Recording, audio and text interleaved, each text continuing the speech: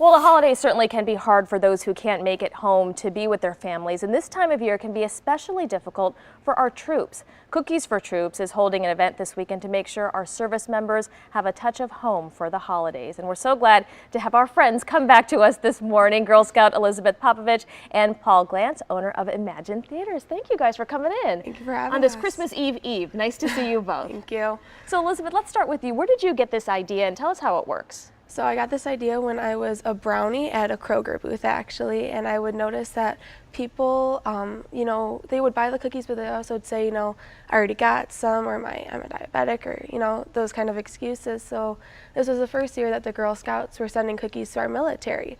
So I basically said, well, if you don't want any, would you like to send some to our military overseas? And I noticed that people really liked it, so it snowballed from there.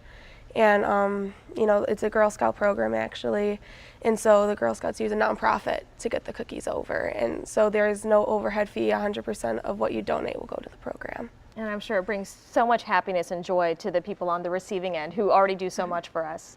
Yeah, I mean, I've met some of the military members coming back, and to see the joy on their face, to say like, I got those cookies, it keeps me motivated to keep on doing it. Oh, wow. And Paul, you met Elizabeth and you have been a really wonderful supporter of hers. How did you guys sort of connect, and why was it important for you to help her out? I met Elizabeth at a Chamber of Commerce event about 3 years ago when we were opening Imagine Macomb, and it's been a privilege to know her and to make our venue available to her to visit with our guests and to solicit donations. And why was it important for you to give back to the community? I know you do so much for the community already, but to give back in this way? Well, the community has been so supportive of Imagine, and I'm so grateful to our community that we try to help in every way possible. But in this particular case, our armed forces are the ones who keep us safe and allow us to enjoy our liberty. So it's so critical to us that we support Elizabeth and our troops abroad. And so how can people get involved and help you out? So there is an Imagine event going on this weekend at Imagine Macomb from 2 to 10 tonight and tomorrow.